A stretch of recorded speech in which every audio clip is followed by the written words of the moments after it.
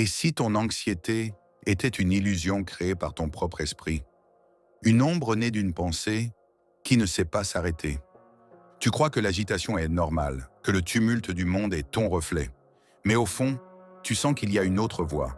Un espace en toi oublié, silencieux, stable comme une montagne sous la tempête.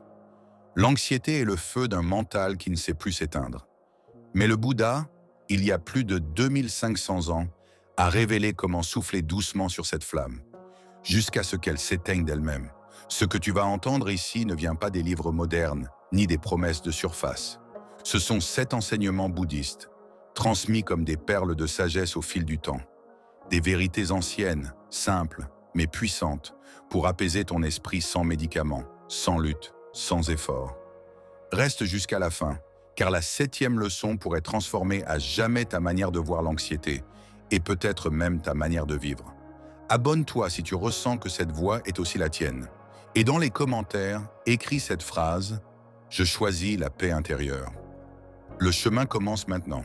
Dans le Dhammapada, il est écrit « L'esprit agité, instable, difficile à maîtriser, suit le désir comme le vent emporte une feuille sèche ».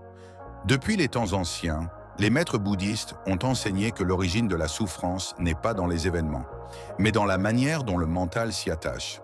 L'anxiété, dans cette vision, n'est pas une maladie à guérir, c'est un reflet. Le reflet d'un esprit séparé de sa nature profonde.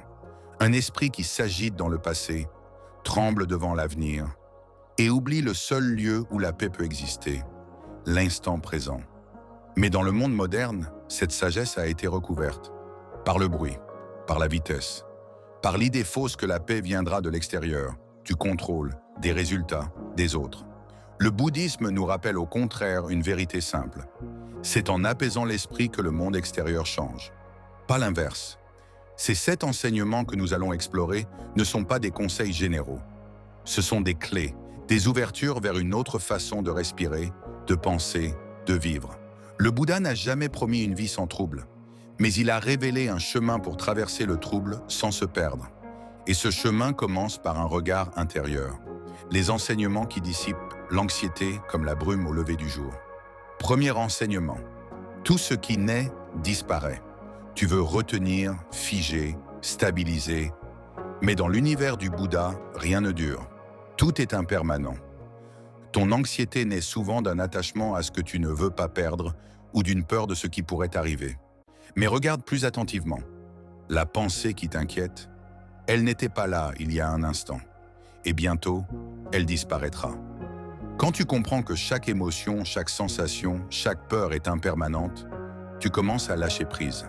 La souffrance vient de la résistance. La paix vient de l'accueil. Respire, observe, laisse passer. Deuxième enseignement. Tu n'es pas tes pensées. L'anxiété te fait croire qu'elle est toi. Mais dans la méditation bouddhiste, on découvre une chose étonnante. Tu es celui qui observe, pas ce qui est observé. Tes pensées sont comme des nuages. Toi, tu es le ciel. Plus tu te centres sur l'observateur silencieux, plus les pensées perdent leur pouvoir. Elles passent. Elles ne commandent plus. Ce détachement, ce non-identification, est une des plus grandes clés de la paix intérieure. Troisième enseignement. L'esprit suit l'attention comme l'ombre suit le corps. Là où tu poses ton attention, ton énergie suit. Si tu nourris la peur, elle grandit. Si tu nourris la paix, elle s'épanouit. Le Bouddha disait « Tout ce que nous sommes résulte de ce que nous avons pensé ». Tu n'as pas besoin de lutter contre l'anxiété. Tu dois simplement nourrir autre chose. Un mantra, une respiration consciente, une présence attentive à ce qui est beau, silencieux, vivant autour de toi. L'attention bien guidée devient un remède sacré. Quatrième enseignement. La souffrance vient de l'attachement. L'anxiété surgit souvent quand tu veux que les choses soient autrement. Que les gens te comprennent, que les situations s'arrangent, que le corps reste jeune, que l'avenir soit sûr. Mais l'attachement est un piège. Ce que tu tiens trop fort finit par te blesser. Le lâcher-prise n'est pas une faiblesse, c'est une sagesse. Un acte d'amour envers toi-même. Quand tu n'exiges plus que la vie se plie à tes attentes, tu découvres une paix que rien ne peut ébranler. Les enseignements qui transforment l'angoisse en éveil silencieux. Cinquième enseignement. L'illusion du moi est la racine de la peur. Tu dis « je suis anxieux ». Mais qui est ce « je » ? Dans les enseignements du Bouddha, ce moi est une construction mentale. Une fiction créée par l'accumulation des souvenirs, des conditionnements, des peurs, des désirs. Plus tu crois à cette identité figée, plus tu souffres. Car ce moi veut se protéger, se justifier, se prolonger. Il lutte pour survivre, même contre ce qui n'existe pas encore. Quand tu regardes profondément, tu vois qu'il n'y a personne à protéger. Juste des phénomènes qui apparaissent, changent, disparaissent. La peur s'effondre quand le moi cesse d'en faire une affaire personnelle. 6e enseignement. Le karma subtil de l'inquiétude. Chaque pensée crée une empreinte. Chaque réaction grave, un sillon dans ton esprit. L'anxiété n'est pas seulement une émotion, c'est aussi une habitude mentale, renforcée jour après jour. Ce que tu ressens aujourd'hui a été façonné hier, et ce que tu cultives maintenant façonne demain. La bonne nouvelle, le karma est malléable. Il change si tu changes. Chaque instant de pleine conscience, chaque geste de douceur, chaque pensée paisible est une graine karmique nouvelle. Tu n'es pas condamné à souffrir. Tu peux reprogrammer ton être, non pas par la force, mais par la présence. 7e enseignement. Rien ne manque à cet instant. L'anxiété est une fuite. Elle cherche ce qui n'est pas là. Elle court après un moment futur où tout serait enfin parfait. Mais dans la vacuité enseignée par les maîtres zen, on découvre un secret bouleversant. Il n'y a rien à atteindre, rien à gagner, rien à fuir. Ce que tu cherches avec tant de tension est déjà là. Le silence, la paix, l'espace. Quand tu arrêtes de vouloir que l'instant soit autre, quand tu t'abandonnes totalement à ce qui est, même imparfait, même flou, alors la paix descend, non pas comme un but, mais comme ta nature véritable. Transformer l'écoute en expérience, l'expérience en paix.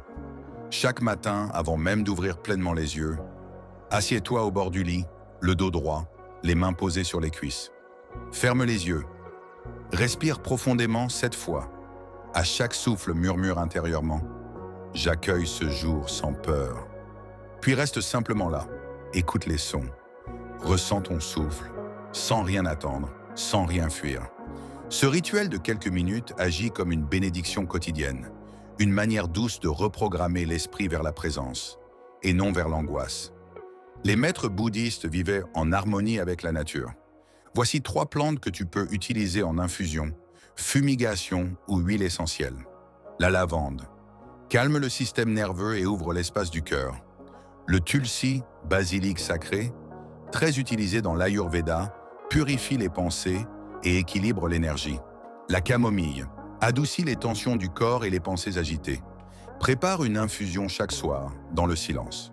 Bois-la lentement, comme une offrande à ton propre corps. Installe-toi dans un lieu calme. Ferme les yeux. Pose une main sur ton cœur, l'autre sur ton ventre. Inspire profondément, en sentant le ventre se gonfler, puis expire lentement par la bouche, comme si tu soufflais sur une bougie fragile. Pendant 5 minutes, répète mentalement à chaque respiration. Inspire, je suis ici. Expire, tout est paix. Ce simple exercice réharmonise le système nerveux, recentre l'attention et interrompt le cycle de l'angoisse mentale. Le Bouddha utilisait le pouvoir du son pour guider l'esprit. Voici un mantra doux que tu peux répéter chaque jour. Om Shanti Om, ce qui signifie paix dans le corps, paix dans l'esprit, paix dans l'univers. Répète-le à voix basse, au rythme de ta respiration ou simplement dans ton cœur. Chaque jour, accorde-toi un moment sans écran, sans nouvelles, sans sollicitation. Même 1 heure suffit. Dans ce silence volontaire, quelque chose se réajuste. L'esprit revient à lui-même. L'agitation extérieure se dégonfle, comme une vague qui s'échoue sur le rivage. L'anxiété se nourrit de surcharge. La paix naît dans l'espace vide. Peut-être que tu oublieras de pratiquer.